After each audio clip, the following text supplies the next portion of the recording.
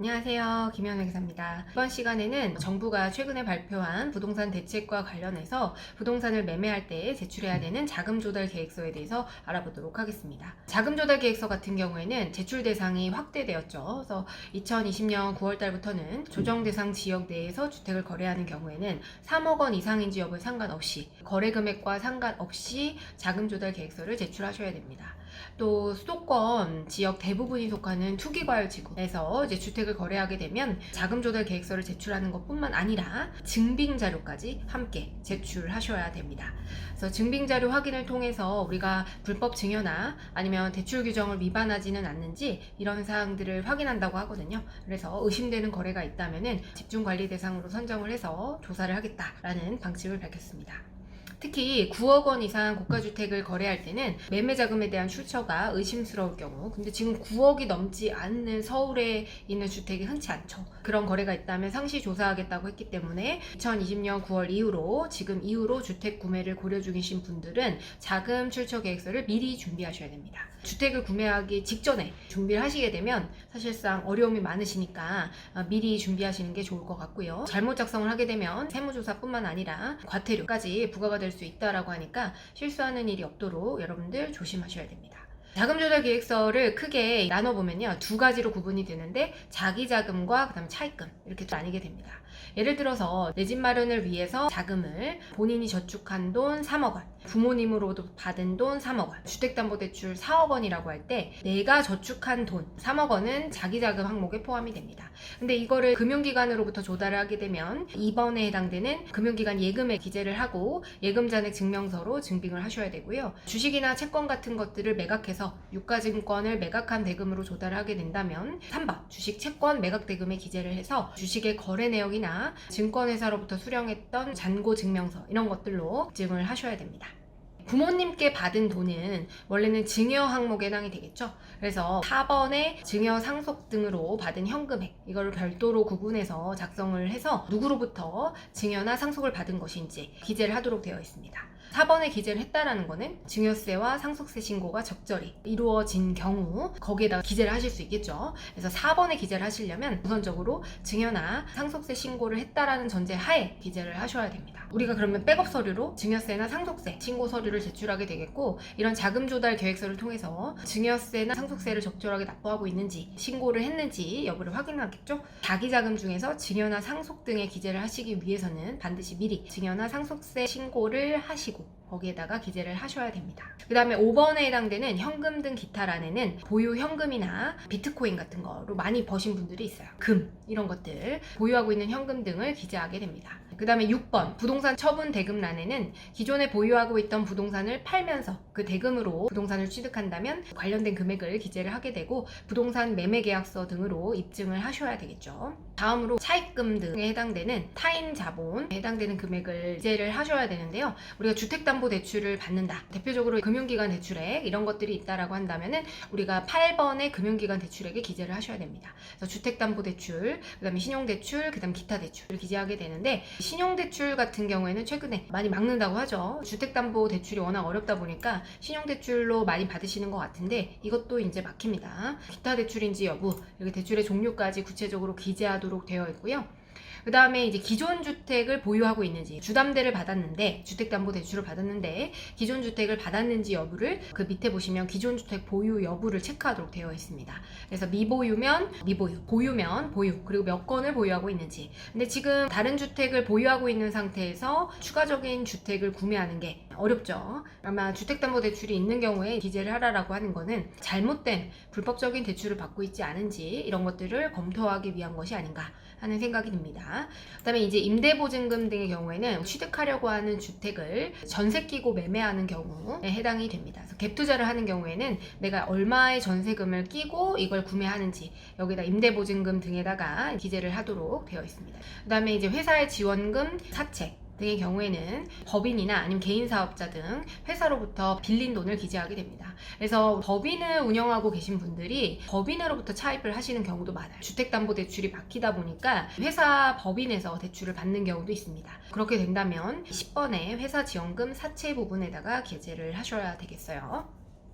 마지막으로 11번 그 밖의 차입금이 있는데요. 부부간에 혹은 이제 직계존비속은 부모간에 금전 소비대차 계약, 차입 약정서나 뭐 이런 것들 통해서 자금을 조달하는 경우에는 여기다 기재를 하게 되는 거죠. 그래서 아까 말씀드렸던 부모로부터 받은 돈 3억 원이라고 하는 금액을 과연 빌린 돈으로 할 것인가, 아니면 증여받은 것으로 할 것인가, 그거를 여러분들이 결정을 하셔야 됩니다. 증여를 받는다 라고 하게 되면은 그때는 증여 및 상속 등 금액에 기재를 하시고 증여세 신고를 해서 세금을 적절히 납부를 하셔야 되겠죠. 이 11번에 해당되는 그 밖의 차입금으로 기재를 하시려면 그때는 증여가 아니라 차입으로 보고 부모와 자식 간에도 금전대차 계약이 있었다라고 하는 것을 여러분들이 입증하셔야 됩니다. 이때 주의하셔야 되는 게 뭐냐면, 부모님은 어쨌든 우리에게 대출을 해주시는 거잖아요. 돈을 빌려주시는 건데 이거를 공짜로 빌려주시게 되면 그거는 실제로 빌린 거로 우리가 입증하기가 굉장히 어렵습니다. 그래서 부모와 자식 간의 금전대차 계약으로 볼 거냐, 증여로 볼 거냐, 이런 건 굉장히 애매한 문제이기 때문에 이런 것들을 입증하시려면 금전소비대차 계약서를 작성하고 이자 내역을 통해서 매달 자동이체로 이자를 걸어놔서 이자를 실제로 지급을 하셔야 됩니다. 이때 주의하셔야 되는 건, 우리는 이자를 지급을 하게 되고 부모님은 이자를 받게 되시죠. 그렇게 되면 부모님의 이자 소득에 대해서 사실상 이자를 지급하는 자, 즉 자식이 부모님한테 이자를 지급하면서 27.5%에 해당되는 비영업 대금의 이익으로 원천 징수를 원칙적으로 하셔야 됩니다. 그리고 부모님은 그 이자 소득에 대해서 원천 징수 후로 받으신 그 이자 소득에 대해서는 종합소득세 신고를 별도로 하셔야 됩니다. 5월달에요. 이렇게 부모님과의 금전대차 개혁이라고 한다면 원칙적으로는 부모님의 이자 소득을 원천 징수하고, 누가? 자식이 원천 징수를 하고 부모는 그 이자 소득에 대해서 종합소득세 신고를 해야 된다 라는 사실을 염두에 두시고 여기에다가 기재를 해주셔야 됩니다. 이자를 어느 정도로 설정을 해야 되느냐, 이런 질문도 많이 주시는데요. 부모로부터 이제 받은 돈의 경우에는 시가를 4.6%로 보고 있습니다. 이건 사실 우리 현재 금리보다는 굉장히 높은 수준인데 세법상 이자에 대한 시가가 4.6%이기 때문에 우리는 이자와 원금을 어떤 식으로 상환할 건지에 대해서 구체적으로 차용증에 기재를 하시고요. 그 다음에 이 4.6%에 대한 이자에 대해서 자동이체를 걸어 놓으셔야 돼요. 그리고 부모님은 종합소득세에 대해서 원천 징수를 받아서 원칙적으로는 종합소득세 납부를 하셔야 됩니다. 이렇게 해서 자금 조달 계획서를 제출했는데 만약에 자금 출처 조사를 받는다 라고 하면 어떻게 될까요? 자금 출처 조사는 납세자 본인이 자금 출처에 대해서 입증을 하셔야 됩니다. 예를 들어서 자금 출처 조사가 자금 조달 계획서상의 금액이 좀 적절하지 않다, 이런 것들은 보면 이제 내가 다 예금으로 적은 거예요. 내가 자기 자금을 뭐 예를 들어 6억을 기재를 했다 라고 했을 때 그 6억 원이라고 하는 금액이 과연 이 사람의 과거 소득 신고 내역을 토대로 봤을 때 이게 과연 적정한 것인가. 이 소득은 홈택스에서 소득금액 증명원을 떼보시면 본인의 과거 신고 내역을 확인을 하실 수가 있습니다. 그리고 여기 소득은 어떤 소득이든 상관없어요. 그래서 근로소득이든 사업소득이든 어쨌든 내가 여태까지 신고해왔던 소득, 즉 세금을 많이 내야 자금 출처가 많이 만들어지세요. 근데 특히 사업자분들 같은 경우에는 세금을 내지 않기 위해서 소득을 낮춰서 신고하는 경향이 있다 보니까 본인의 소득은 낮은데 내가 벌어놓은 돈은 또 많아서 조사를 받게 되는 경우가 많이 있습니다. 그래서 자금 출처 대비 적정 수준으로 자기 자금이 설명되어야 돼요. 자금 조달 계획서상 작성해 놓은 자기 자금 금액이 내 과거 신고 소득 대비해서 적정하셔야 됩니다.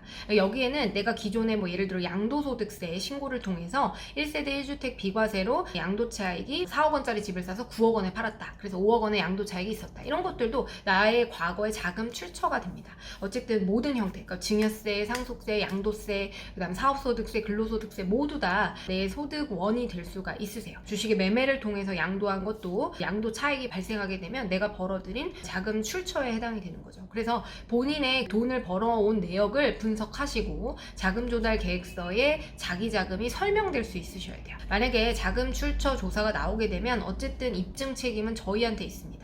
세무서에서 자금 출처 조사가 나온다는 거는 대부분의 증거를 확인하고 나오게 됩니다. 그래서 그 이후로 우리가 입증하기는 굉장히 어려운데, 예를 들어 뭐 6억 원의 자금, 아까 전에 자기 자금 3억 원에다가 부모님으로부터 빌린 돈을 내 돈이다 라고 해서 신고를 해서 6억 원을 자기 자금으로 이렇게 신고를 했다 라고 했을 때 이 6억 원에 대해서 인정을 못하겠다, 세무서에서는. 그러니까 6억 원의 자금을 마련했을 만한 그 입증할 만한 근거가 없다라고 판단을 할 수가 있는데, 그러면 이 금액을 모두 다 증여로 추정한다는 거죠. 그래서 우리는 증여로 추정되는 금액의 20%와 2억 원 중에서 작은 금액을 제외한 금액에 대해서 본인이 입증을 해야 됩니다.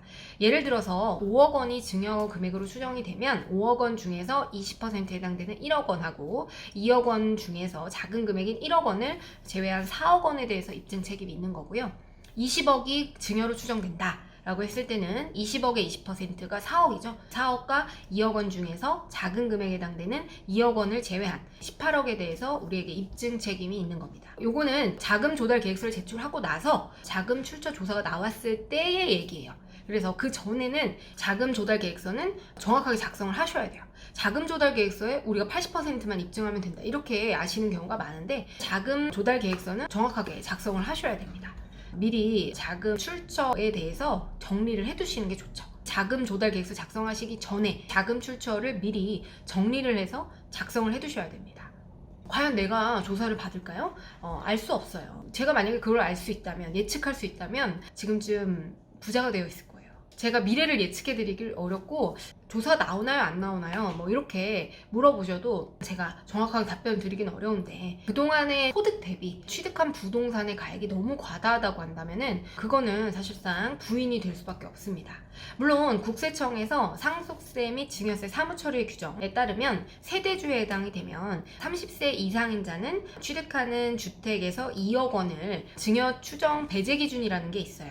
증여 추정을 할 때 2억 원은 배제해 준다라고 하는 그런 기준이 있거든요. 예를 들어 30세 이상의 세대주는 총액 2억 5천입니다. 주택과 기타 재산은 5천만 원이어서 그 금액에 대해서는 증여로 추정하는 것을 배제한다라는 건데, 이것도 이제 단서 조항을 보시게 되면 재산의 취득 금액이나 채무의 상환 금액이 타인으로부터 증여받은 사실이 확실하다, 그렇게 되면 증여세 과세 대상이 되는 겁니다. 그래서 이게 명백한 증여에 해당이 되면요, 그때는 증여세 과세 대상이 될 수가 있으세요. 주택을 취득하는 행위뿐만 아니라 주택을 취득하고 나서 이 차입금을 조달하고 나서 이 차입금을 상환하는 내역도 보거든요. 그래서 소득 대비 너무 과다하게 되면 부모가 자식을 위해서 대신 갚아주는 것으로 봐서 증여세 과세 대상이 충분히 될 수가 있습니다. 특히나 소득이 있는 자녀들 그렇게 많이 하시거든요. 자기 월급은 전부 다 대출을 갚는 데 쓰고 부모님의 엄마 아빠 카드로 생활비를 충당하게 되면, 그것도 나중에 이제 소득이 있는 자녀가 충분히 본인의 소득으로 생활을 할 수 있음에도 불구하고 부모님의 카드를 사용하면서 자신의 재산을 축적하는데 사용을 했다 라고 하게 되면은 그때는 그것도 당연히 증여세 과세 대상이 되겠죠. 빼박입니다. 이제는 빼박인 상태이니까 여러분들 미리미리 준비하셔가지고 증여세 신고도 미리미리 하시고, 소득도 어느 정도 신고하셔야 돼요. 그래야 우리가 대출도 가능하고 금융생활도 가능하고. 낼 거 다 내고 어떻게 사업하냐. 어쨌든 지금 상황이 그렇습니다. 우리나라 IT 강국이잖아요. 그래서 이걸 감추고 수 있는 상황이 아니니까 미리 준비하시는 습관, 그리고 이렇게 성실하게 납세하시는 게 결국에는 더 많은 돈을 벌게 됩니다. 그래서 이 점 유의하시고요. 오늘도 화이팅 하시고 저는 다음 편에 더 좋은 주제로 찾아뵙도록 하겠습니다. 네, 감사합니다.